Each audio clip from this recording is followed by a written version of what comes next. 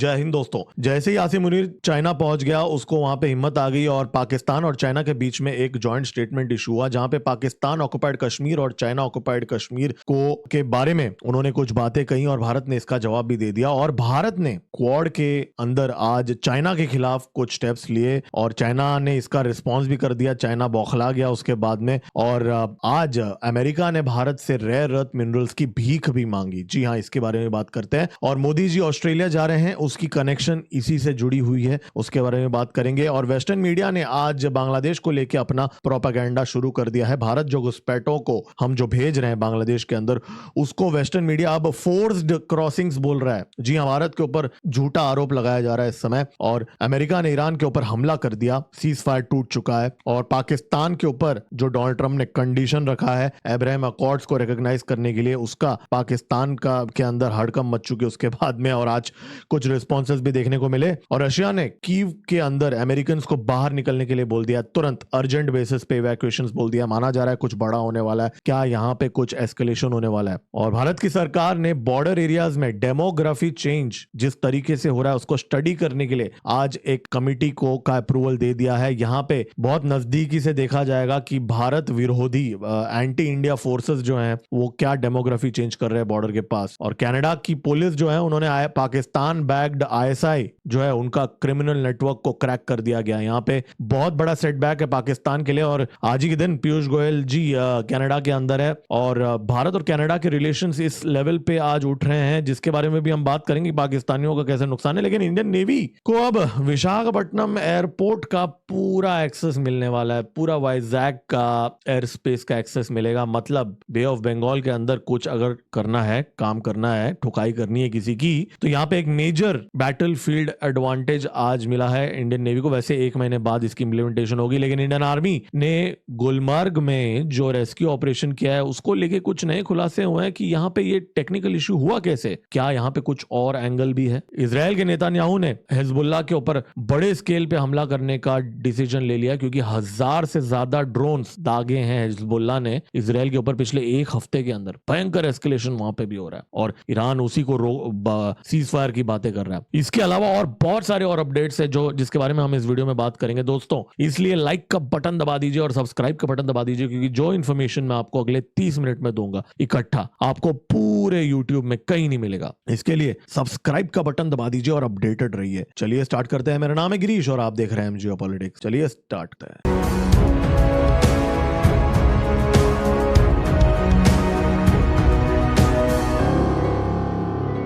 देखिए, पाकिस्तान और चाइना ने मिलकर जॉइंट स्टेटमेंट आज इशू किया है। ये तो बहुत बड़ा ये स्टेटमेंट है, लेकिन इसमें जो मुख्य चीज यहाँ पे यह है कि ऑल वेदर फ्रेंडशिप है, स्ट्रेटेजिक पार्टनरशिप है, वही कॉपी पेस्ट जो भी भारत और रशिया के बीच में और भारत और बहुत सारे देशों के बीच में, वही कॉपी पेस्ट यहाँ पे लैंग्वेज इन्होंने यूज किया है। लेकिन यहाँ पे इंपॉर्टेंट चीज, यहाँ पे नई चीज यहाँ पे यह है कि पाकिस्तान और चाइना मिलके जम्मू एंड कश्मीर के वाटर रिसोर्सेस के में साथ में काम करेंगे। और सीपेक 2.0 लॉन्च हो रहा है। जी हाँ, $65 बिलियन का जो पैसा डुबाने के बाद अब वापस उसको 2.0 लॉन्च किया जाएगा। मतलब एक फेल्ड प्रोजेक्ट को वापस रीलॉन्च करने की कोशिश की जा रही है। यहाँ पे पाकिस्तान अब खेती करके ज्यादा खेती एग्रीकल्चरल प्रोडक्ट सप्लाई करेगा। लेकिन कश्मीर को लेके यहाँ पे मेन मुद्दा यह है कि कश्मीर को लेके इसके अंदर मेंशन किया गया है कि उसको यूएन चार्टर के अंदर, यूएन सिक्योरिटी काउंसिल रेजोल्यूशंस और बायलैटरल एग्रीमेंट से सॉल्व करना चाहिए। तो बेसिकली चाइना का इंटरफेरेंस है यहाँ पे। और तुरंत हमारे एमईए ने इसका रिस्पांस दे दिया कि ये जो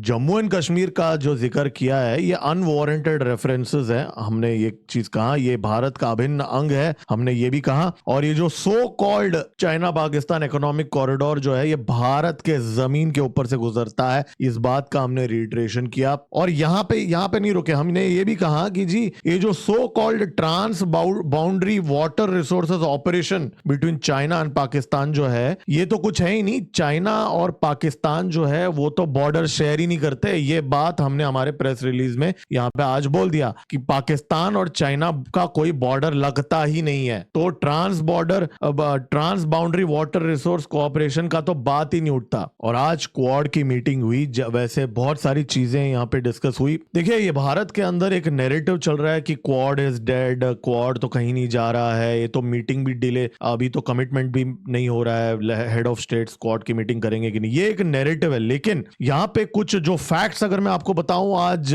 यूएस सेक्रेटरी ने ये कहा, मार्को रूबियो ने, कि अब ये टॉक सिर्फ बातें नहीं होंगी, यहाँ पे एक्शन भी होंगी, और आज कुछ स्टेप्स अनाउंस किए गए हैं। फिजी के अंदर जो पोर्ट है उसको अपग्रेड किया जा रहा है, जो 10-12 मीटर का जो डेप्थ है उसको बढ़ा दिया जाएगा। अब वॉरशिप्स और बड़े शिप्स को वहां पे डॉक करने के लिए फिजी के अंदर ये चीज यहाँ पे किया जा रहा है। और Indo Pacific maritime surveillance cooperation start हो रहा है। अब इसके अंदर क्या है कि एक कॉमन ऑपरेटिंग पिक्चर का एक सॉल्यूशन होगा, सॉफ्टवेयर होगा, जो सारे क्वाड के जो कंट्रीज हैं उनको वो एक डैशबोर्ड जैसा होगा, जो कॉमन मॉनिटरिंग यहाँ पे किया जाएगा और थ्रेट मॉनिटरिंग किया जाएगा। तो ये जो चीज है इसको और ज्यादा एक्सपैंड किया जाएगा आगे, जैसे ओशन फ्लोर मैपिंग हो गया, और बहुत सारा जो चाइना को काउंटर करने के लिए, चाइनीज सबमरीन्स को काउंटर करने के लिए यहाँ पे ये सर्वेलेंस सिस्टम एस्टेब्लिश किया जा रहा है। ये एम्प्टी टॉक नहीं है, ये एक्चुअल एक्शन है जो हो रहा है। तो ये जो नैरेटिव एक बनाया जा रहा है, देखिए यहाँ पे कैसा है, हमें ये समझने की जरूरत है कि ऐसा नहीं है कि कल सुबह यहाँ पे जंग लड़ने के लिए क्वाड के मेंबर्स तुरंत रेडी हो रहे हैं।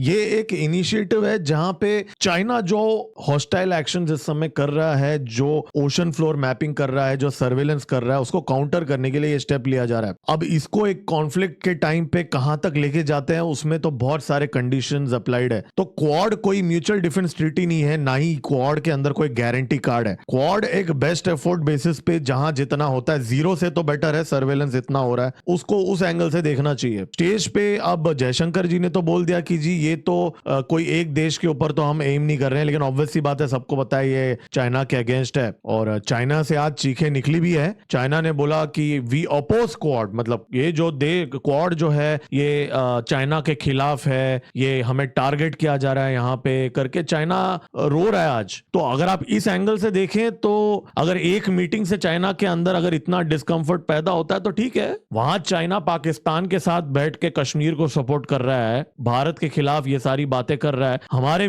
देश के अंदर उस चीज को एम्पलीफाई किया जाता है। लेकिन जब भारत, ठीक है अमेरिका के साथ रिश्ते अच्छे नहीं है जो भी है, लेकिन चाइना के खिलाफ जब कोई स्टेप उठाया जाता है तब हमारे खुद के लोग एक नैरेटिव बनाते हैं कि नहीं जी क्वाड तो कहीं नहीं जा रहा है। ठीक है यार, क्यों बना, ठीक है जहां तक जाएगा वहां तक जाएगा, जहां नहीं जाएगा वहां नहीं जाएगा, लेकिन एटलीस्ट खुद तो मत बोलो ना, कमजोर मत करो ना। और चाइना कौन सा वारंटी कार्ड दे रहा है पाकिस्तान को, वहां पे सबमरीन, न्यूक्लियर केपेबल सबमरीन तो रिजेक्ट कर दिया ना, डर के मारे डायरेक्टली तो इन्वॉल्व नहीं हुआ ना अभी तक कभी किसी कॉन्फ्लिक्ट के अंदर। जब पाकिस्तानी और चाइनीज खुद का नैरेटिव को वीक नहीं करते, तब भारत के अंदर भी हमें नहीं करना चाहिए नैरेटिव को वीक। देखिए आज भारत और अमेरिका के बीच में क्रिटिकल मिनरल्स की डील साइन हुई, इसके बारे में मैंने एक डेडिकेटेड वीडियो बनाया है, आप मेरे चैनल में जाके देख सकते हैं, लिंक डालूंगा, वापस रिपीट नहीं करूंगा। शॉर्ट में अगर मैं आपको बता दूं, बेसिकली भारत के पास 3 मिनरल्स हैं, गालियम, गेरामेनियम और एंटीमोनी। ये जो 3 मिनरल्स जो हैं भारत को और अमेरिका को दोनों को चाहिए।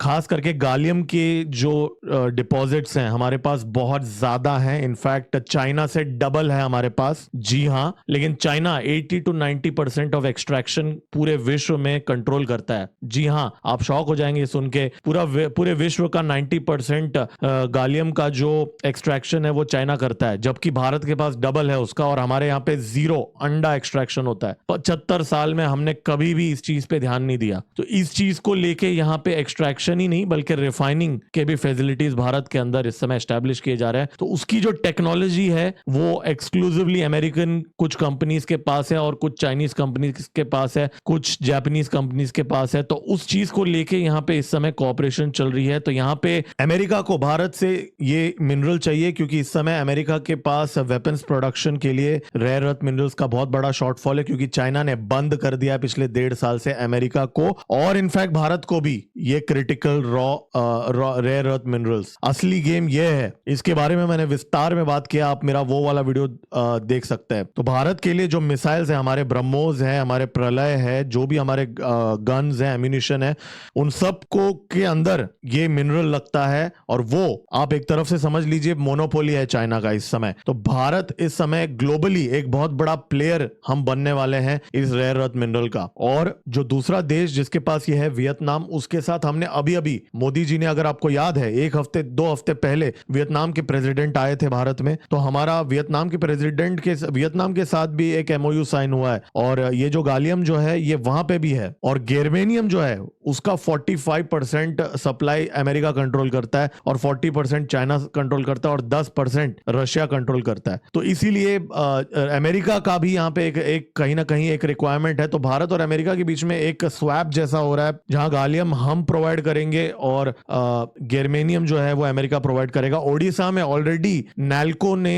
काम शुरू कर दिया है। इस साल एक्सट्रैक्शन स्टार्ट हो जाएगा 10 टन पर ईयर का। तो यहाँ पे क्लियर कट चाइना को काउंटर करने के लिए यहाँ पे ये एक अलायंस है। देखिए, दुश्मन का दुश्मन दोस्त होता है, तो यहाँ पे भारत और अमेरिका के बीच में कोई ऐसा प्यार और मोहब्बत नहीं है। ये एक ट्रांजैक्शनल चीज है। अमेरिका से टेक्नोलॉजी मिल रहा है हमें रिफाइनमेंट का और हमारे पास रॉ मटेरियल अवेलेबल है। और इस समय चाइना दोनों, अमेरिका और भारत दोनों के जो ये रेयर अर्थ मिनरल्स को बंद कर चुका है। अगर कोई कॉन्फ्लिक्ट होता है चाइना के साथ तो उस टाइम पे हमें मिसाइल की प्रोडक्शन करनी है और वो प्रोडक्शन के लिए जो रिफाइनमेंट हमें चाहिए मिनरल्स का, वो हम इस समय सिक्योर कर रहे हैं। बस, बाकी हमारा कोई ऐसा प्यार मोहब्बत वगैरह यहाँ पे नहीं है। ये जियोपॉलिटिक्स है, ट्रांजैक्शन है ये। और अमेरिका को इस समय भारत की बहुत ज्यादा जरूरत है। तो भारत के पास एक बहुत बड़ा कार्ड है और आगे जाके हमारी सरकार को इसका लेवरेज लेना चाहिए और डोनाल्ड ट्रंप और उसके जो लोग भौंकते हैं उनकी आवाज को थोड़ा नीचे करने के लिए बोलना चाहिए, क्योंकि अगर हमारे पास इतना बड़ा कार्ड है तो उसको सही तरीके से यहाँ खेलना चाहिए। और अब माना जा रहा है अगले महीने या उसके बाद में मोदी जी ऑस्ट्रेलिया जाएंगे। वहां पे भी पूरा गेम यहाँ पे रेयर अर्थ मिनरल्स का है, लिथियम का है। वॉर फुटिंग पे इस समय ये चीजें चल रही है। तो जो डीप स्टेट ने अपना जो रंग है वो दिखाना शुरू कर दिया है वापस। बांग्लादेश को लेके अब भारत को टारगेट किया जा रहा है। रॉयटर्स के अंदर आज एक रिपोर्ट पब्लिश हुआ जहां पे उसका नैरेटिव ऐसा था कि प्रो बांग्लादेश था, जैसे प्रो पाकिस्तान होता है वैसा प्रो बांग्लादेश। वहां पे ये लिखा गया था कि बांग्लादेश ने बॉर्डर पे विजिलेंस बढ़ा दिया गया है। जी हाँ, बढ़ा दिया है, क्योंकि भारत फोर्स्ड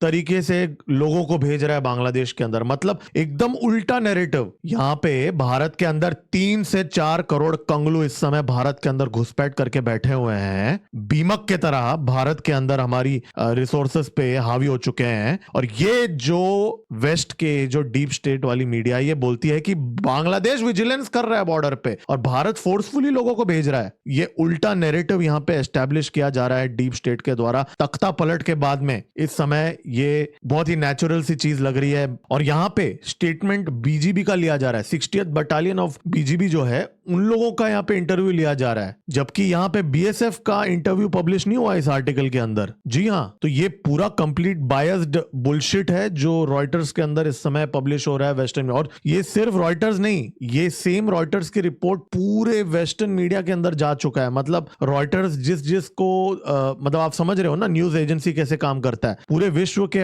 हंड्रेड्स ऑफ जो news media, Japan, Singapore, Canada, UK, सब न्यूज चैनल, न्यूज वेबसाइट्स के अंदर ये आर्टिकल अभी जा रहा है। इनफैक्ट शर्म वाली बात यह है कि भारत के भी कुछ मीडिया आउटलेट्स रॉयटर की न्यूज को सब्सक्राइब करते हैं और इस चीज को छाप रहे हैं। तो भारत की सरकार को यहाँ पे इंफॉर्मेशन वॉरफेयर अपना गेम अप करना पड़ेगा, वरना वहां से पाकिस्तान मिस इन्फॉर्मेशन फैला रहा है, यहाँ से अब बांग्लादेश फैलाएगा। तो सरकार को यहाँ पे कुछ करने की जरूरत है। ऐसे वो हाथ पे हाथ रख के नहीं बैठ सकते। ये आज पहला वार्निंग शॉट है बाय द वे, ये पहला आर्टिकल जो मैंने आज पकड़ा है। अब आगे और बहुत आएगा मिस इन्फॉर्मेशन। जब हम कंगलों की ठुकाई करेंगे ना, अब आप समझ रहे हो आने वाले दिनों में, तब आप सोचिए किस लेवल पे प्रोपेगेंडा आने वाला है। अभी तो 150 लोग आज बॉर्डर पे आज बहुत सारे बांग्लादेश के घुसपैठियों को पकड़ के बाहर भेजा गया आज हकीमपुर चेक पोस्ट के पास। और तुरंत अमेरिका और यूके में के न्यूज आउटलेट्स में रिपोर्ट आ जाती है। और आज इसी पॉइंट के ऊपर बॉर्डर स्टेट्स में, भारत में इलीगल माइग्रेंट्स के वजह से, इमिग्रेशन के वजह से डेमोग्राफी चेंज कैसे हुआ है और इसका भारत के नेशनल सिक्योरिटी के ऊपर क्या इंपैक्ट है, इसको स्टडी करने के लिए 5 लोगों का एक कमिटी बिछाया गया है। आज पीएमओ के ऑफिस ने इसका अप्रूवल दे दिया है। बहुत ही हाई लेवल का है और इसका नाम यह है अननेचुरल डेमोग्राफिक चेंज। जी हाँ, अननेचुरल मतलब ये नेचुरल नहीं है। इसका मतलब यह है कि कोई तो फॉरेन ताकत, कोई तो फॉरेन प्लेयर एक अननेचुरल तरीके से भारत के अंदर घुसपैठों को भेज रहा है और भारत के बॉर्डर स्टेट्स में डेमोग्राफी को चेंज करने की कोशिश कर रहा है पॉलिटिकल गेन के लिए। इस बात को स्टडी किया जाएगा। इसके लिए जो कुछ रिटायर्ड जजेस और कुछ ब्यूरोक्रेट्स और रिटायर्ड ब्यूरोक्रेट्स टेक्नोक्रेट्स और कुछ लोगों को अपॉइंट किया गया है और इसमें टाइमलाइन भी दे दिया गया है।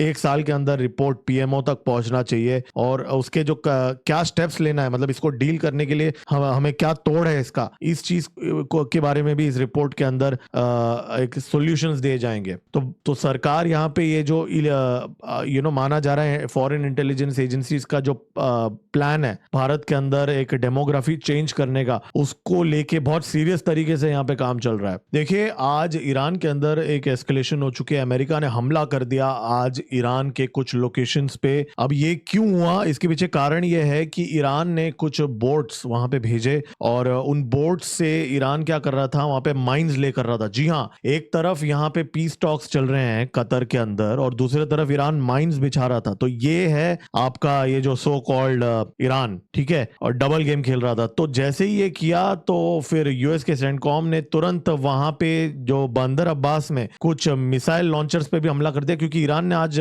यूएस के कुछ वॉरशिप्स के ऊपर मिसाइल्स और ड्रोन्स भी दागे थे। जी हाँ, तो उसके ऊपर तुरंत हमला हो गया यहाँ पे और थोड़ा सा यहाँ पे आज एस्केलेशन हो गया। और ईरान ने दावा किया है कि कुछ अमेरिकन ड्रोन्स को मार गिराया है ईरान ने, लेकिन ईरान देखिए बहुत सारे दावे करता है। आज ईरान ने बोला हमने एक MQ-9 रीपर ड्रोन को भी यहाँ पे गिराया है। अब इस बात पे कितनी सच्चाई है, ओसेंट में कुछ रिपोर्ट्स आ रहे हैं कि इसको लेके कोई ऐसा वेरीफाइबल प्रूफ नहीं है और यूएस इसको सेल्फ डिफेंस स्ट्राइक्स बोल रहा है इस समय। और ट्रंप अड़ के बैठा हुआ है, न्यूक्लियर डस्ट जो है वो या तो अमेरिका आएगा या किसी और जगह पे जाके डिस्ट्रॉय हो जाएगा। और ईरान ने रोना धोना शुरू कर दिया कि सीज फायर ब्रेक हो गया यहाँ पे। और ईरान इस समय ये जो हज चल रहा है इस समय उसका फायदा उठा रहा है। वो ईरान का जो लीडर है वो ये बोल रहा है कि सारे जो मुसलमान देश हैं उन सबको एकजुट हो जाना चाहिए, एक नया रीजनल ऑर्डर यहाँ पे बनाना चाहिए। ऐसा एक फायदा उठाने की कोशिश कर रहा है हज जो चल रहा है उसको लेके। और आज सऊदी अरेबिया की मीडिया का एक क्लिप वायरल हो रहा है जहां पे उनके जो टॉप उनके मेन स्ट्रीम मीडिया है,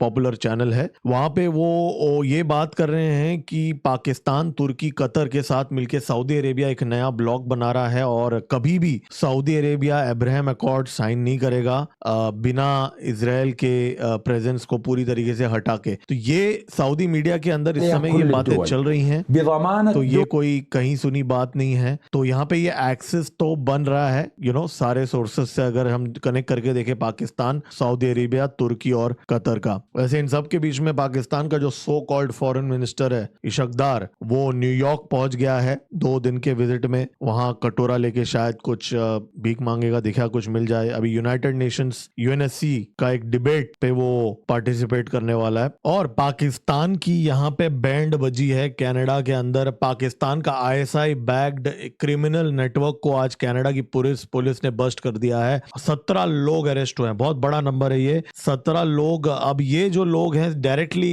पाकिस्तान के ISI से लिंक थे और ये लोग एक्सटॉर्शन का काम कर रहे थे, साउथ एशियन ओरिजिन के लोगों को लूट रहे थे। मतलब बहुत सारे इंडियन नेशनल्स को भी यहाँ पे ये लोग एक्सटॉर्शन वगैरह का काम करने की कोशिश कर रहे थे और खालिस्तानी ग्रुप्स के साथ ये लोग कोऑर्डिनेट कर रहे थे और इनका पूरा जो गैंग है इसको बस्ट कर दिया गया। अब आप सोचिए, कनाडा अब ये सारी चीजें खालिस्तानियों के साथ कर रहा है और पाकिस्तानियों के साथ कर रहा है। उस टाइम पे जब पीयूष गोयल जी कनाडा के प्राइम मिनिस्टर के साथ मीटिंग्स कर रहे हैं वहां पे, और भारत और कनाडा के बीच में बहुत सारे जो डील्स हैं, ट्रेड डील्स जो हैं, उनको फाइनलाइज किया जा रहा है इस समय। जी हाँ, 3 दिन के ट्रिप में है। इनफैक्ट वो 100 कंपनी के डेलीगेशन लेके गए हैं पीयूष गोयल जी। जी हाँ, भारत से 100 कंपनी गए हैं कनाडा के अंदर ट्रेड डील करने के लिए। और इनफैक्ट जो कॉम्प्रिहेंसिव इकोनॉमिक पार्टनरशिप एग्रीमेंट है भारत और कनाडा के बीच में, उसके अंदर क्रिटिकल मिनरल्स के भी डील्स हम यहाँ पे कर रहे हैं और अक्रॉस एनर्जी, माइनिंग, ऑटोमेटिव सब में, खास करके ऑटोमोटिव में तो बहुत ज्यादा यहाँ पे फोकस दिया जा रहा है इस बार। उसी दिन कनाडा पुलिस का पाकिस्तान के ISI के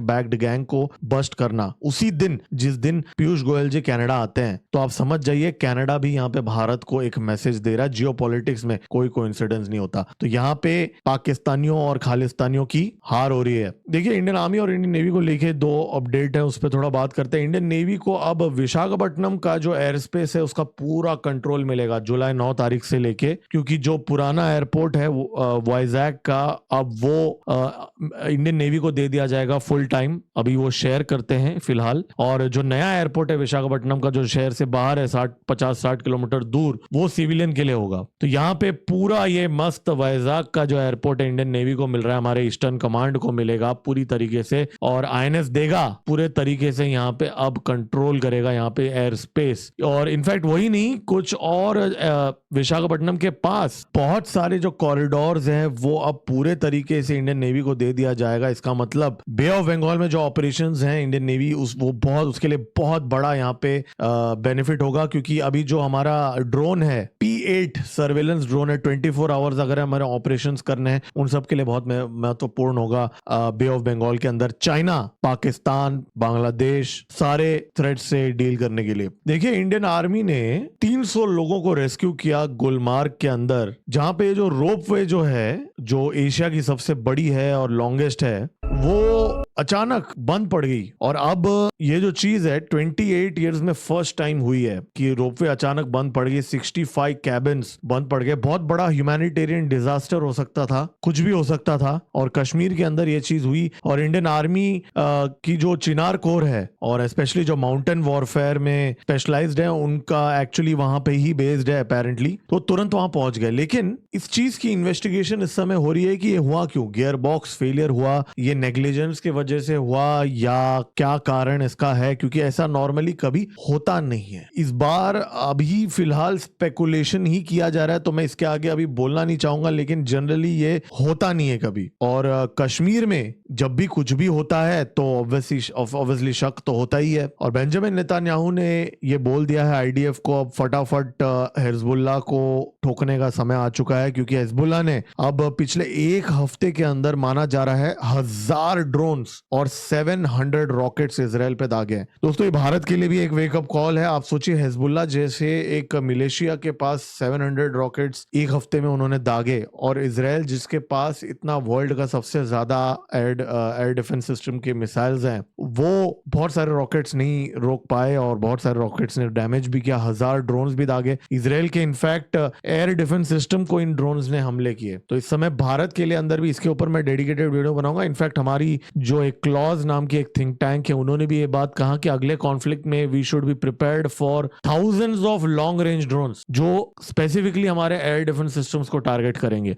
इजराइल के अंदर भी यही हुआ, तो नेतन्याहू ने बोला कि अब हम रुक नहीं सकते, क्योंकि हिजबुल्लाह को पूरे तरीके से साफ ही करना पड़ेगा, या तो वो जिएंगे या हम जिएंगे। लिटरली यही मतलब है, नेतन्याहू ने यही बात बोल के अब ऑपरेशंस बढ़ाने के लिए बोल दिया। और ये उस टाइम पे होता है जब ईरान धमकी ये देता है कि लेबनान के ऊपर हमले बंद करो तो ही हम ये डील साइन करेंगे। तो ये पीस डील कहीं नहीं जा रहा है इस समय, ये और अब एस्केलेट ही होगा। और हाँ, पाकिस्तान के अंदर ये जो ट्रम्प ने कहा ना कि अब्राहम अकॉर्ड्स साइन करना पड़ेगा सब देशों को, उसका कुछ रिस्पॉन्स आ गया है। ये जो ख्वाजा आसिफ है, बुड़बक जो है, कुछ भी बोलते रहता है, तो उसने बोला कि जी ये तो अनएक्सेप्टेबल है, मतलब हम तो पाकिस्तान जो है वो तो सोच भी नहीं सकता, और फंडामेंटल आइडियोलॉजी अलग है, हमारा बहुत क्लियर है, हमारे तो पासपोर्ट पे भी लिखा है कि इजराइल का नाम नहीं है हमारे पासपोर्ट, हम तो रिकॉग्नाइज भी नहीं करते, और हम कैसे अब्राहम अकॉर्ड साइन करेंगे। तो पाकिस्तानी इस समय बहुत ही डिफिकल्ट सिचुएशन में। डोनाल्ड ट्रंप के साथ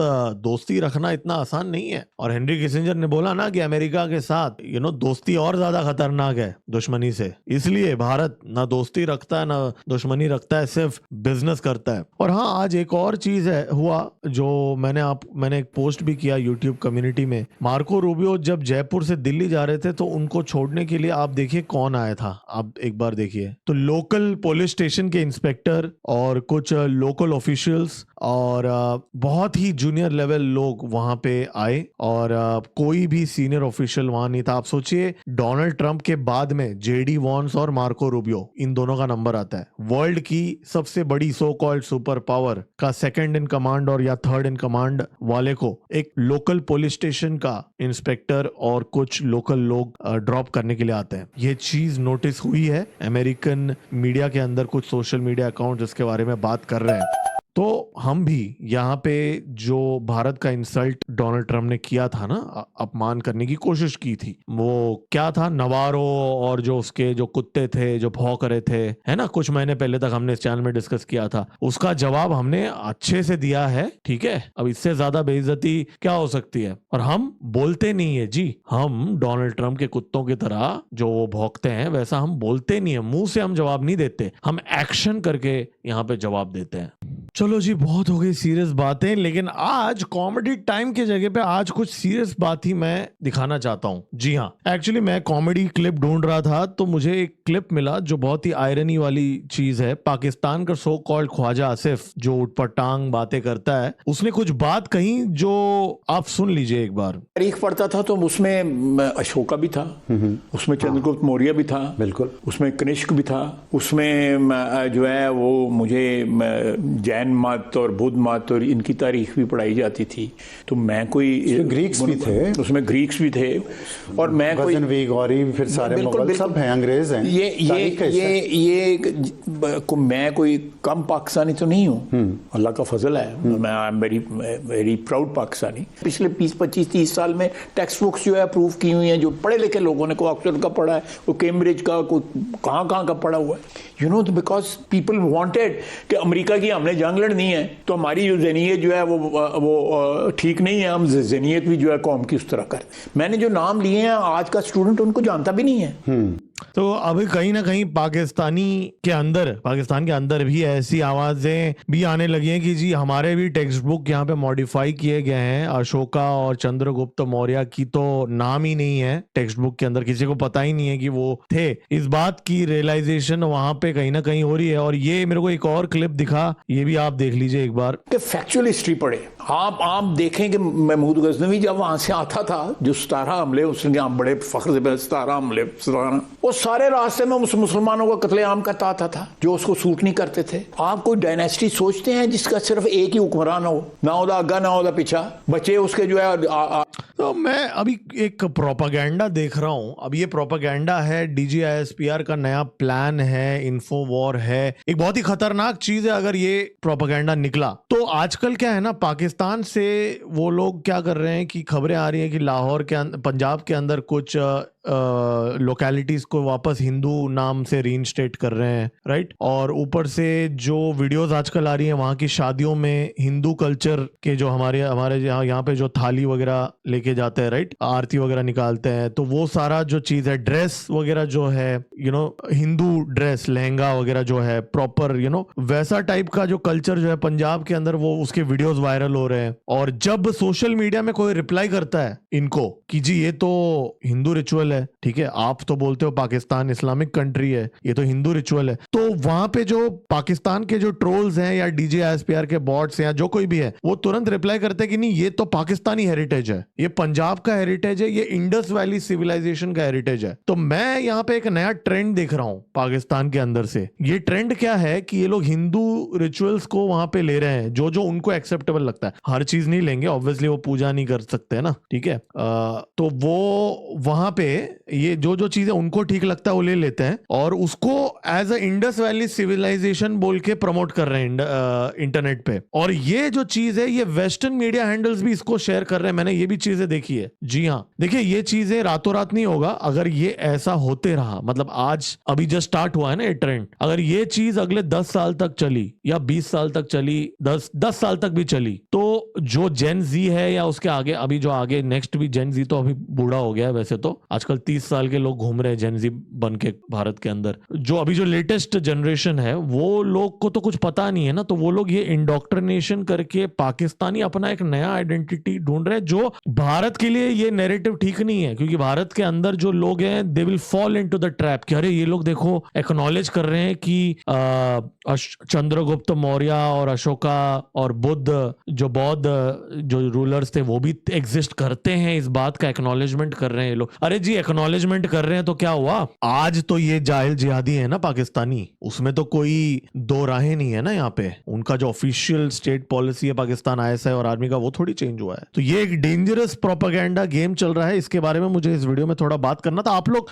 वैसे कमेंट्स में लिख के जरूर बताइए कि आप लोग भी क्या ये चीज ऑब्जर्व कर रहे हो सोशल मीडिया में, क्योंकि ये एक नया ट्रेंड मैंने ऑब्जर्व किया है। एनीवेज, तो ये थोड़ी एक अलग कॉन्वर्सेशन आज मुझे करना था। तो ये सारे अपडेट्स हैं। आज देखिए यहाँ पे अमेरिका और भारत के बीच में जो रिलेशंस हैं, देखिए वो ऐसा ही होने वाला है जब तक ट्रम्प है ऊपर नीचे, लेकिन at the end of the day China एक कॉमन एनिमी है और चाइना को तोड़ने के लिए अगर साथ में 2 कदम चलना है तो कोई प्रॉब्लम वाली बात नहीं है, सिर्फ रेस्पेक्ट रखें भारत का, ये मैसेज दिया है इस ट्रिप के अंदर। तो अगर अमेरिका का सॉफ्टवेयर अपडेट होता है कि नहीं होता है वो देखना पड़ेगा हमें। और रेयर अर्थ मिनरल्स की डिपेंडेंसी है अमेरिका की, और बांग्लादेश को लेके प्रोपेगेंडा पे हमें नजर रखना पड़ेगा। इस चैनल में हम नजर रखेंगे, इसके लिए सब्सक्राइब का बटन दबा दीजिए। इन चीजों को हम बहुत बारीकी से ट्रैक करते हैं ऑन अ डेली बेसिस, इसके लिए सब्सक्राइब का बटन दबा दीजिए।